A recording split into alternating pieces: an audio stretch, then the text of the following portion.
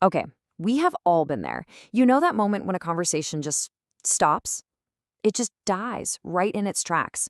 Well, today, we're going to fix that. This is all about the art of the follow up and how you can make sure you never, ever get stuck in that awkward small talk again. So, have you ever been talking to someone and you ask a question and you're just praying they give you something, anything at all to work with? You know that feeling, right? It's that moment of pure conversational panic. And this is it. This is the classic one word dead end. You ask a totally normal question, did you have a good flight? And what do you get back? A flat, yeah. And then nothing. Silence. Suddenly, all the pressure is on you to keep the thing going. It's exhausting. But what if I told you there's a little secret to unlocking so much more? Here it is. This is the secret weapon against what I like to call conversational doom. It's a really simple but incredibly powerful idea called free information. And trust me, once you learn how to spot it, you're going to start seeing it absolutely everywhere. So, what is it exactly? Well, free information is any little extra details someone gives you that you didn't actually ask for. It's that little bonus they toss into their answer, a word, a place, a feeling that wasn't technically required.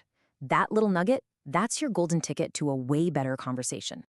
So, how do you actually use this? It's all about training yourself to hunt for these little conversational clues. So let's break down how you can become a master detective in your very next chat. The whole framework is incredibly simple. Seriously, it's just 3 steps. 1, you ask a standard normal question. 2, you listen, really listen, for that bonus word, that little piece of free information. And 3, this is the magic part, you use that exact bonus word to launch your very next sentence. That's it. You've got to think like a detective who's on the hunt for a clue.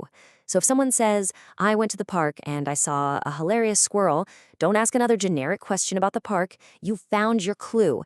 Your next question is, oh, a squirrel? Was it doing anything funny? You chase the squirrel. Always, always chase the squirrel. Let's look at another real-world example. Say you ask, have you been working here long? And they reply, about 2 years. I moved here from Chicago. Now the standard follow-up is, oh, so what do you do here, right? But you're a detective. You spotted the free information, Chicago.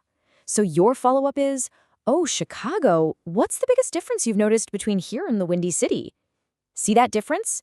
One is generic, the other opens up a whole new, much more personal conversation. A great way to think about this is like a game of dominoes. In a conversation, you don't just throw a random piece down when it's your turn. No, you have to connect your piece directly to the one they just played. That free information they gave you, that's the number on their domino that you need to match. It creates this awesome connected flow, not just a bunch of random questions. Okay, so you've got the theory. Now it's time to actually practice. So welcome to your 3-day mission. This is where you're going to become a much better conversationalist. We're going to build this skill up step by step. So, day 1 is easy mode, the eavesdrop exercise. All you have to do is listen to other people talking and just try to spot the free information. That's it. Day 2, we're in medium mode, the +1 rule. When someone asks you a question, you're going to add one piece of free info to your answer. So instead of just, I'm good, try something like, I'm good, I just finished a great workout, and then see if they bite. And finally, day 3, challenge mode. You're the detective. For a whole day, you are only allowed to ask questions based on the free info they give you. It's tough for sure, but it will totally retrain your brain. But here's the thing. This isn't just some clever trick to avoid awkward silence. It actually goes a lot deeper than that. This is really about mastering the art of connection. Because when you use someone's free information, you're sending this really powerful, subconscious message. You're basically saying, hey, I'm not just waiting for my turn to talk. I actually heard you. The little details you shared, the ones you didn't have to share, they matter to me. And it creates this amazing loop, right? They share, you listen, you ask about what they shared, and they feel truly seen and heard. And that, right there, is the foundation of any real connection. So now you have the tool, you've got the framework, and you've got the mission.